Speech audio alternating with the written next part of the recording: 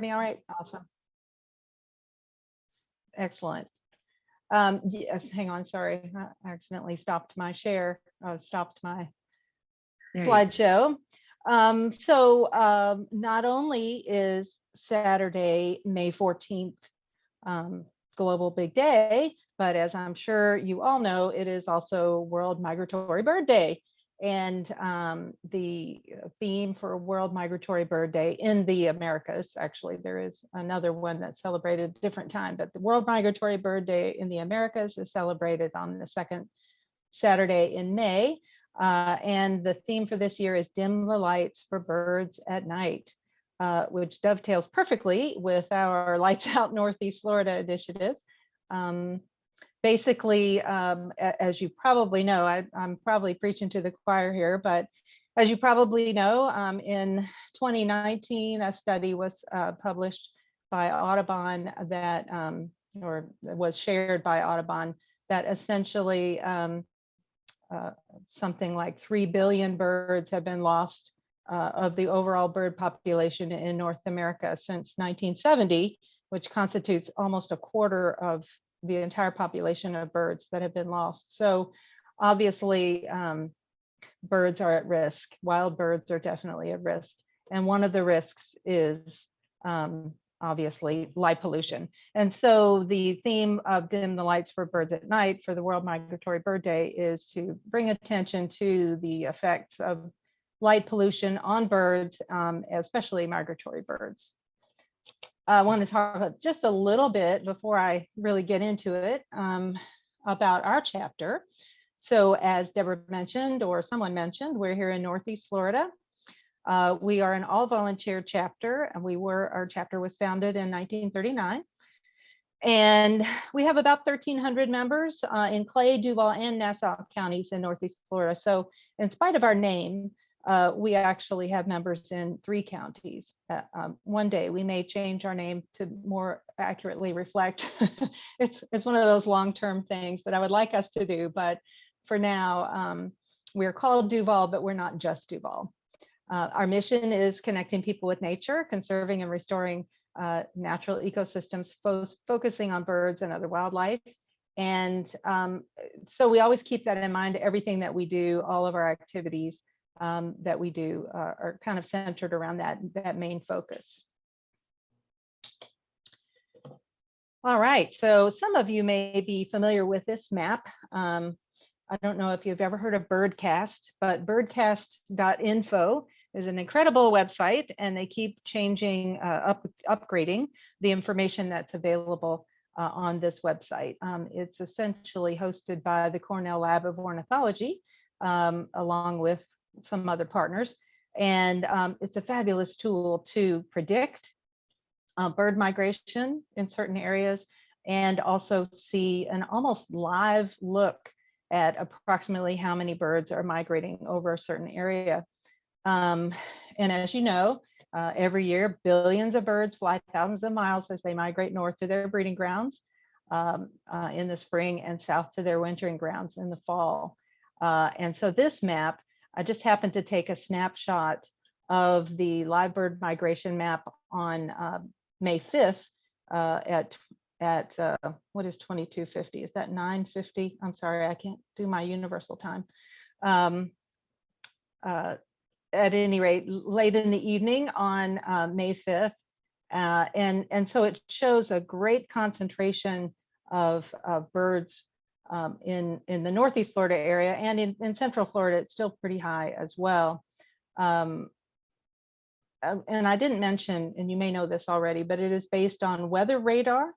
You can actually see birds flying on weather radar. It's really remarkable. And so this Birdcast tool has taken that information and is able to make predictions on how intense the bird migration is going to be.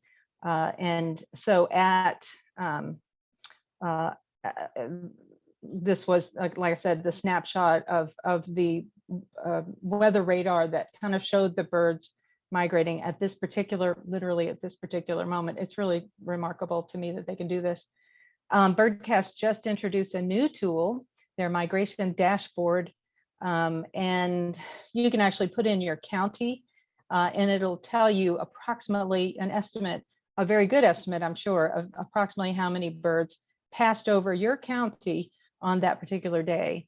And so on May 5th, Birdcast migration tool estimated that 1,326,500 birds passed over Orange County overnight on May 5th. And there were actually almost, I guess, over 3 million over Duval. So Duval is actually a pretty hot migration spot. And you can tell by the color on the map the intensity of the migration. So obviously our area, our whole area, the whole state is a big migration pathway. I guess that's kind of the point I wanted to make. So you may know that birds that migrate at night, most songbirds, by the way, migrate at night. And the theory on that is that they migrate at night because, for one thing, the weather is typically clearer, there's less wind usually. Another reason is that they can avoid predators more easily. And so they've evolved to use the stars and moonlight to navigate by. And the problem with bright lighting in cities, and this, by the way, is a photograph of downtown Jacksonville skyline, and you can see how bright it is. It's pretty darn bright.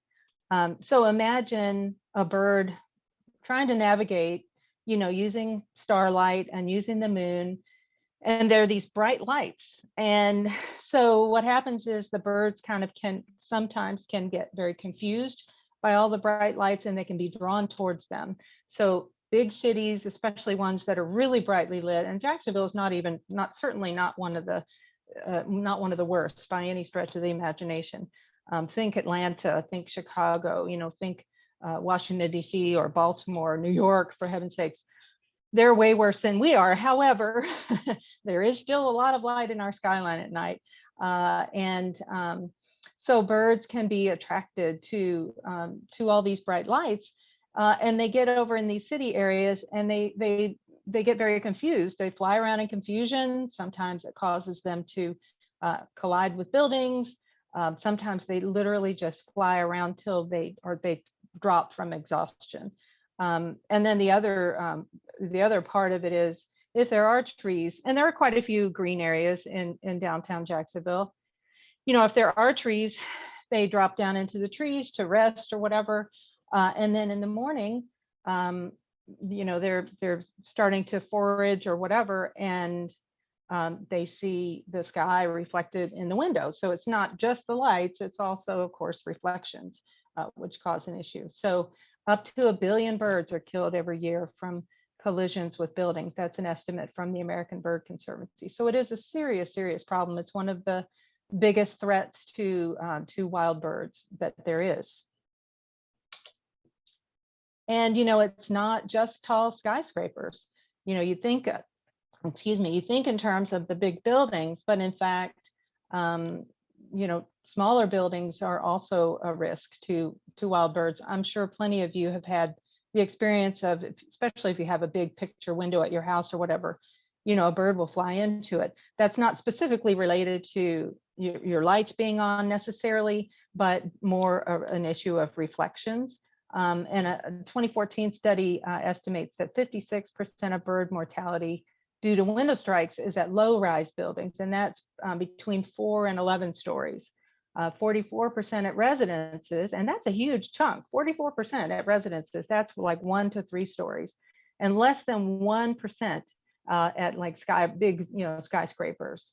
And the main reason of these high percentages at the lower story buildings, let me rephrase how I'm going to say this.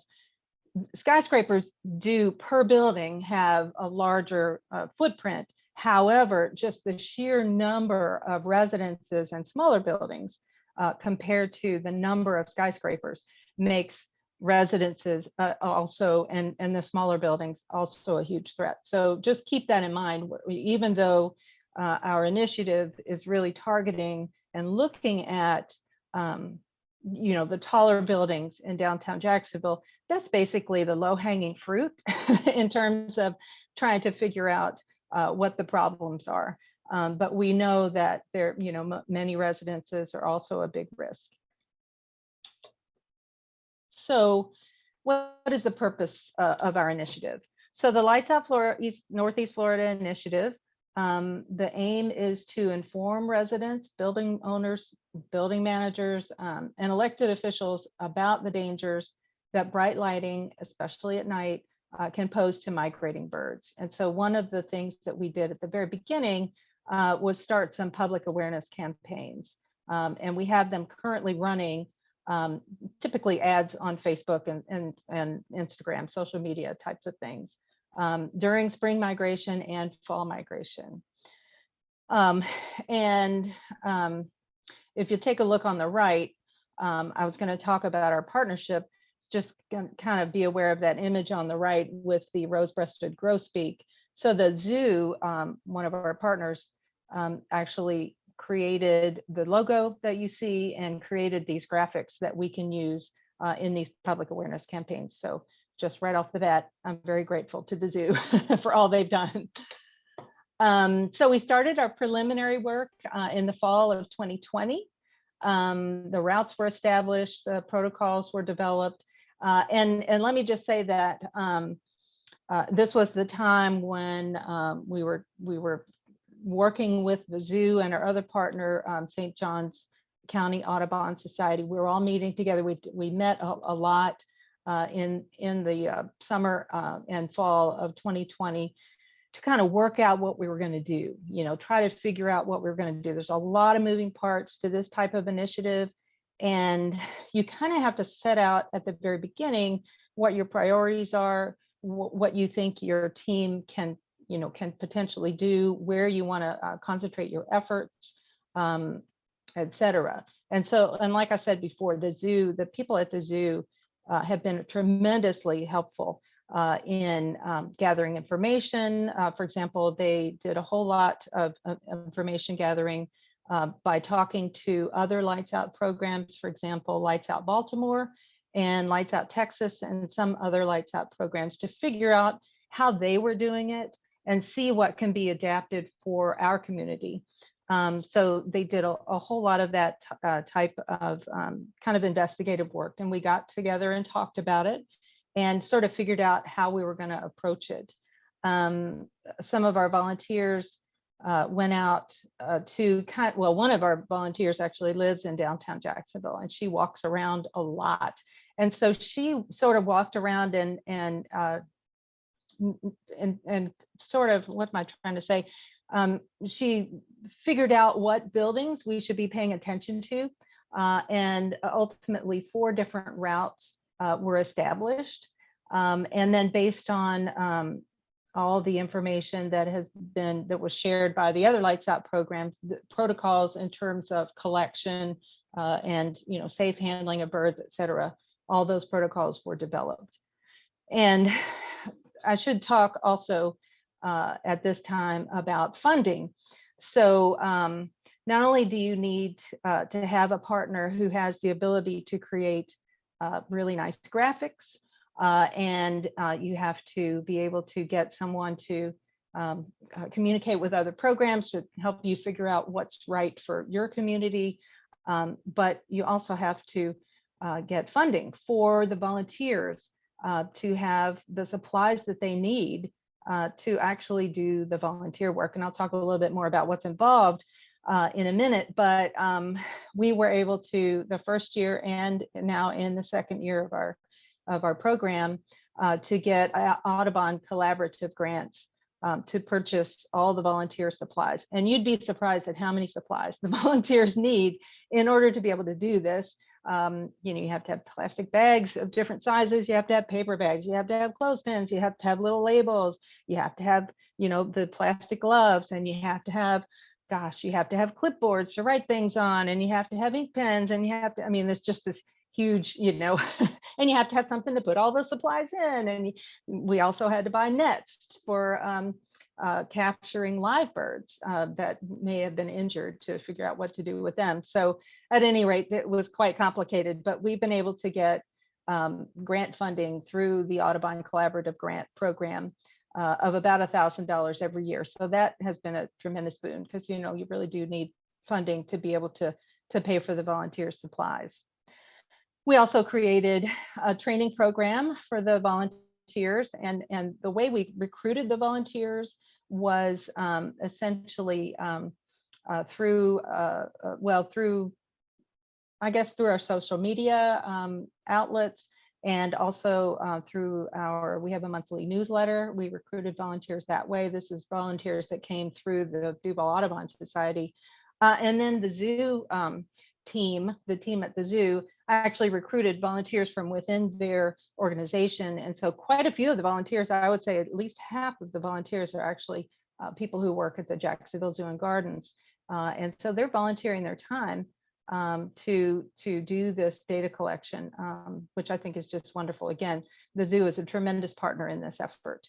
The training was done on via Zoom, actually, just like we were doing, and we recorded the sessions. And so any new volunteers that we get now, basically, we just ask them to watch the recorded sessions. We officially started doing the data collection in the spring of 2021. And essentially, there's, like I said, there's 4 different routes, and the volunteers walk these routes at dawn during spring and fall migration and tally and collect birds that have been killed or injured by window strikes. So that's kind of like the whole, the whole point of this element of it. So it's I guess the point of the data collection is, and the reason why we decided to do that element, because it is a very difficult element of this program to do, is because we reasoned that it would be difficult to convince business owners and building managers and ultimately city officials that there's a problem unless we had local data. And so that's kind of what we're, why we have placed an emphasis on this. So you see here of one of my volunteer partner this spring, Marisa, collecting a dead bird. This happened to be a dead oven bird. And then there's paperwork to be filled out, etc. And we also, especially now because of the avian flu that's been in the news so much lately, we're really emphasizing the safety protocols, the gloves and safe handling, and we have hand sanitizer and et cetera, et cetera. A photo is taken of the bird before we bag it. Excuse me. And all the information about the bird, where it was collected, and literally not only what building it is, but what side of the building, what time it is, and what day it is, et cetera, is uploaded to an internal database that was created just for this project that isn't publicly available. But later we added an iNaturalist project. So bird photos are now also uploaded into this iNaturalist Lights Out Northeast Florida project. So if you are on iNaturalist and you're kind of curious about what we've been collecting, our first, I don't think we did iNaturalist in the spring of 2021. We started that in the fall, I believe, of 2021. So, you can go and see some of the birds that were collected during our fall season. We deliver the carcasses to the freezer there's a freezer at the Jacksonville Zoo, and those later get delivered to the Florida Museum of Natural History, under whose permit or salvage permit our entire operation is actually operating. Otherwise, we would not be able to collect dead birds because of the Migratory Bird Treaty Act requires that you have a permit to do that sort of thing. So thank goodness we have sort of a partnership with the Florida Museum of Natural History in order to be able to actually collect the dead birds. We do also try to rescue stunned birds whenever, and you see, of course, in the lower right, a beautiful black-throated blue warbler, a male, that my partner and I found last fall. And that's what the little fishing nets are for. It makes it a lot easier to very safely and carefully capture one of these birds. Um, and what we actually do with them is they go into a paper bag, and we let them stay in there for a while just to see if they're going to be okay, if that makes sense. So in other words, we don't take them anywhere immediately necessarily. We usually kind of let them rest and relax in the bag undisturbed for quite a little while. And then if it's determined that they can be released, then they'll just be released. But in case we do need to take them to a rehab center, there is only one in our area, in our entire area, in St. Augustine. So it's a 30-mile drive from downtown Jacksonville. I have done it a couple of times to take a bird down there, and they are the only rehab center in our area. So that is another complication. If you are rescuing live birds, is you have to have someplace to take them. So that's been a real challenge for us, I would say. So here's some pictures of some of the birds that we've collected. Obviously, the upper left-hand side, I'm sorry to say, is an ovenbird. And then there's two common yellowthroats, a male on the lower left who was actually alive, and a female in the middle who was not, unfortunately. So last year, 2021, was our first year of data collection. In the spring of last year, we walked the 4 different routes, a total of 129 times, not each, but a total. And we found 70 dead birds and 29 live birds. And the ovenbirds were by far the most frequently found. I'm not sure why, but lots and lots of ovenbirds apparently come through our area in the spring. Last fall, we walked the routes more. We actually got more volunteers last fall than we had in the spring. I'm not quite sure why, but we just lucked into more people. So we were able to walk the routes more times, and we're unfortunately able to find 162 dead birds and 35 live birds, with common yellowthroat being the most common one, most frequent one.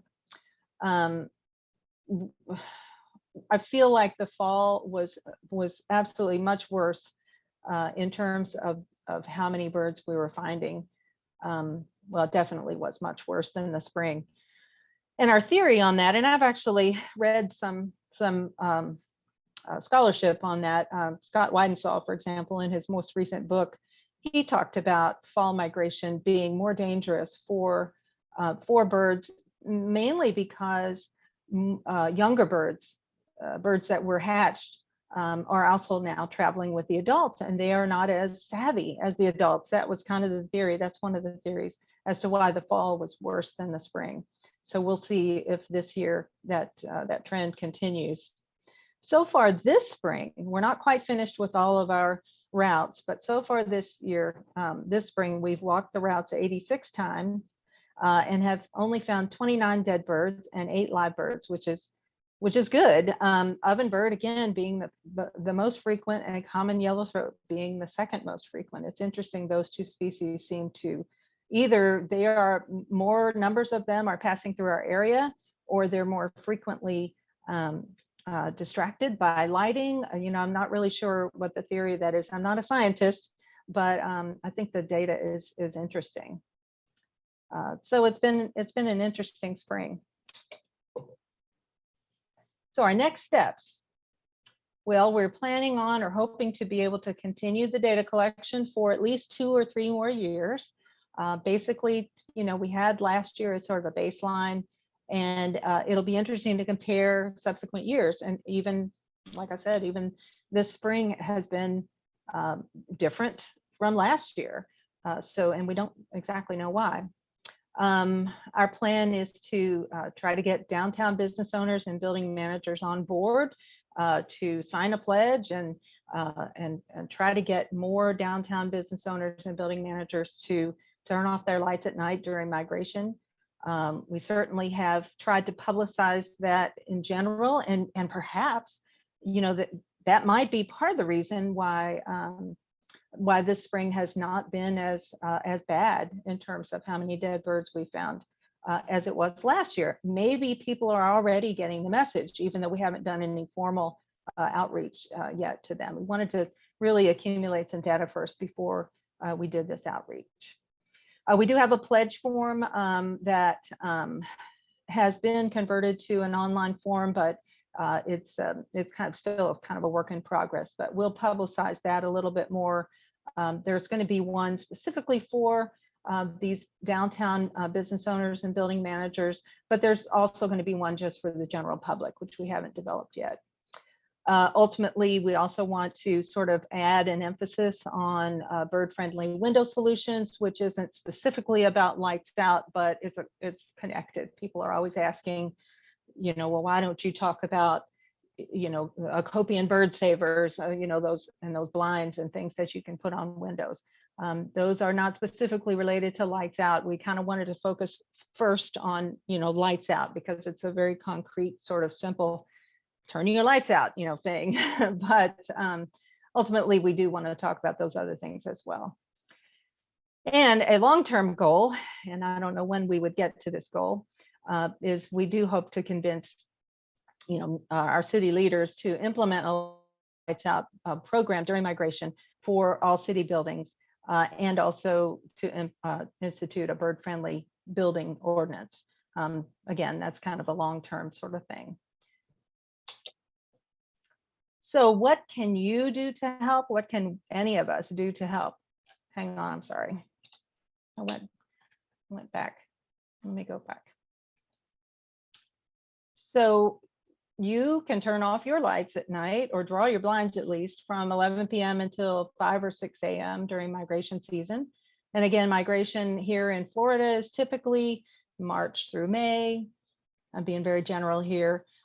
In the fall, it's typically September through November, but you know, there's always a little leeway on either end. You can direct any outdoor lighting to point downwards instead of upwards into the sky. You can switch your outdoor floodlights to timed lights or put motion sensors on them, which I think is even better an idea. And you can encourage the businesses that you frequent to turn off their lights or reduce the amount of time their lights are on at night. And share messaging, share lights out messaging on your social media platforms. You can use the hashtag lights out for birds, or you can basically just share the messaging that bright lighting at night is dangerous to birds. So we'd appreciate that. Any kind of help on that would be much appreciated. And so that is pretty much it. And I'm happy to answer any questions about any of this information if you'd like. And thank you so much. Thank you, Carol. That was just great. Susan, do you want to field the questions like you always do? I sure can. If you guys want to put them into the chat box, that would be good. So how long were you, I'm just going to ask how long did you have like I know you started it in spring of 21, but how long do you take before that getting like ready, getting your partners together, getting everything set up to actually do this? Yeah, well, so yeah, in terms of planning, is that what you mean? We actually started planning in the summer of 2020. You know, everybody was, you know, it was it was COVID time, so it was good to meet via Zoom and talk about, okay, what are we going to do in the spring? You know, that's when all that information gathering, talking to the other lights out programs, you know, figuring out what might be feasible for us to do, you know, deciding how, you know, what elements we were going to, because there's a lot of moving parts to this type of thing, deciding what elements we were going to actually try to accomplish. Anyway, so I would say probably 6 months of planning before we actually sort of had boots on the ground in March of 2021. That's pretty good, actually, I think. Yeah, it came together pretty quickly. And what surprised me and still surprises me, how we have been able to get volunteers who are willing to go walk around downtown at dawn and look for dead birds. So. Now, we did have a question from Delcy Rodriguez that another speaker a while ago had recommended that you can use the yellow lights. I think there were bug lights that someone was saying outside. Is this effective? She said she changed hers and her neighbor also did. Do you know what that? I have read, yeah, that's a good question. I've read a little, I'm not an expert on that, but I've read a little bit about it. And I have read that blue lighting is more attractive to birds, and yellow light, the warmer the lighting is, the less attractive it is to birds. So that's probably that, and that kind of jives with what Delcy is saying. But more than that, I don't know. I don't have any specific articles or anything to point to. I just have also read that. Anything else? Now, how did you get, if I can ask, how did you like come up with the zoo as a partner, or?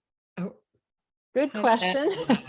In fact, it's funny. We have talked for years, within our chapter, about starting a Lights Out program, because Audubon has been talking about it for a long time, and we just never could kind of get it off the ground. And then just kind of coincidentally, the zoo sort of approached us to see if that might be something that we would be interested in participating in. And we were like, well, we've been thinking about doing that for a long time. So anyway, we started meeting with them, and St. John is County Audubon. I don't mean to act like they haven't done anything. They are also a participant. I know I haven't talked about them a whole lot. So the three groups, started meeting and talking about what we could do. So it sort of emerged almost naturally, with just a chance communication, and we're grateful for that. Again, the zoo they have done so much to put this forward. So I want to make sure they get credit where credit is due. Very good. Definitely. Now, did they mention any other zoos that are doing this, or? I don't know. Actually, I don't remember us ever talking about any other zoos that are doing it. They've been in contact with a lot of the other Lights Out programs and people at the Lights Out programs, but I don't know about any other zoos who are involved in it. But our zoo is very much involved in conservation efforts, as a lot of zoos are these days. They have a manatee rescue program now, and they're also involved in some species conservation programs. So it doesn't surprise me. It seems like it's in line with, with their mission. Our main contact at the zoo is their avian, the person who's over their avian section. So it is no great surprise. It all fits together very well. Now, Chris Payton would like to know, will your valuable data eventually be used in a scientific study? For example, why ovenbirds and yellowthroats were so prevalent in the findings? I would love for our data to be used in a scientific study. That's not something that we have yet specifically talked about, but I would love to know why ovenbirds and common yellowthroats have been so prevalent. And I don't know the answer to either of those questions, but we're trying our best to collect our data as consistently as possible, so that hopefully maybe it can be used. Now, I do know that the Florida Museum of Natural History, I did mention them earlier, they are the recipient of our bird carcasses, essentially. And I did want to mention that they put together an absolutely amazing article, and I've got the link to it somewhere. Here it is. An amazing article about our initiative that you might be interested in. I'm just going to post the link in the chat in case anybody's interested in it. There is the long link, and then I did a tiny URL link that might be easier to copy and paste. So help yourself to that. I would love for everybody to actually look at that article if they are interested, because what they did was they took the bird carcasses that we delivered to them from the spring session of 2021, and they arranged them in this beautiful and heartbreaking way and took some incredible photographs that are in that article. And it's a very well written article. We had actually got quite a bit of, when we first started in spring of 2020, we got quite a bit of news coverage, the local news channel, the local public radio channel, the main newspaper here, and several other smaller publications. But this particular one that I posted in the chat was my favorite one. They did a great job. Okay. So perhaps they might, I guess that's what I was saying, perhaps they might use the data and the carcasses to learn something more about migrating birds. Mhm. Chris also was wondering, when the lights are off in the skyscrapers and they're dark, does anyone know why the birds won't accidentally fly into them, since they're high obstacles? Right, they are definitely high obstacles.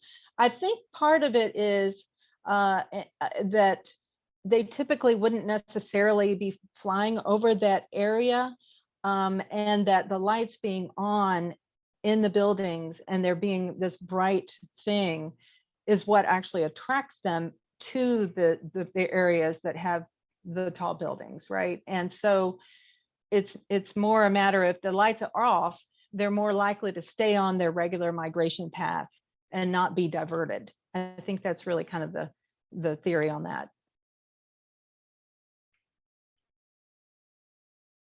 You And I bet. think I read somewhere too that when the lights are on and they can circle, they actually can just get so tired that they eventually just fall down and are prey to raptors and cats and That's exactly cars right. and everything else. Yes, there are plenty of feral cats in downtown Jacksonville, as I know from personal experience, because there are buildings where people are feeding them. And so, yeah, there's actually, and there we've seen peregrine falcons in the last few weeks in downtown Jacksonville. It's about 3 weeks ago, we saw a pair of peregrine falcons.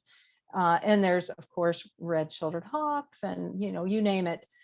There's all sorts of dangers that they wouldn't necessarily be a prey to if they weren't diverted into this area where they don't know where they are. And a lot of times we found the birds next to a window, a doorway area or a window, and it's like they don't really know how to get out of there. They haven't figured out how to get out. They've just got these reflections everywhere, and so they may not even be hurt, but just trapped almost. So we have rescued a few of those. They weren't hurt at all. They just couldn't figure out how to get out. Now, Christiana also mentioned, she says, thank you for such an interesting information. And she bets this Lights Out project across Florida could yield co-benefits for turtle hatchlings as well. It's the two projects are definitely aligned. There's no question about it. So there's a lot of sea turtle nesting going on right now, or beginning here in our Northeast Florida area on the beaches.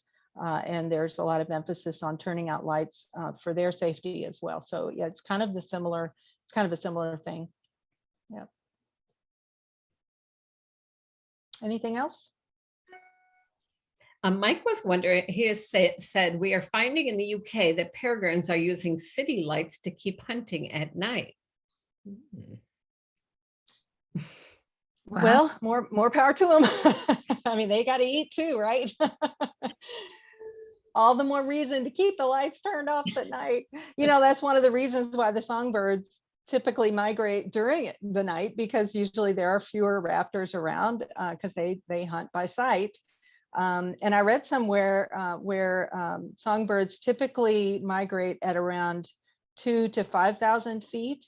They can go up to 10,000 feet a lot of times, but these city lights bring them into areas where they're more dangerous, as I've already said. So that's very interesting. Good for the peregrines, bad for the small birds. Yeah, amen to that. I mean, I'm a big fan of peregrines. Don't get me wrong. I think they're fabulous. I love them all. Mm-hmm. We need the balance. We need them. Yeah, exactly. Yeah, it's all part of it. Anything else? Good inspiration for us. Well, keep in mind, it's a tall order, and it's a commitment, and I'm happy that we're doing it, but it is a lot of work, and a lot of, and people who are doing certain elements of it, have to drop out because they're moving out of town or whatever. And so then you have to think, okay, well, who's going to do that part of it next? Like managing the volunteers. That's a thing. That's something that we've had a specific person doing, and the person who has been doing it is moving away. And so now we need to figure out, okay, who's going to do that now? Because it actually is quite an undertaking to manage the volunteers. Typically every season we have around 30 to 35 volunteers, something like that, to do these walks. So, it requires some management. Well, And- anything else? That was just really great. And if anybody in our Central Florida area is interested in doing this and wants to join with others, if we get enough people interested, we could try such a program. But it's just, like she says, just all about the volunteers. Yeah, So very much so. you know how to reach us, info@orangeaudubonfl.org if you are interested. Okay. And so thank you so much, Carol, for an inspiring program. Very interesting. Thank you. Thank you for having me. I appreciate the opportunity. Have Okay. a great evening. Thank you very And much. we'll have it posted on YouTube quite soon, and other people will be seeing it. All right, super. Yes. All right, well, thank you all so much. Good night. Good night. Night.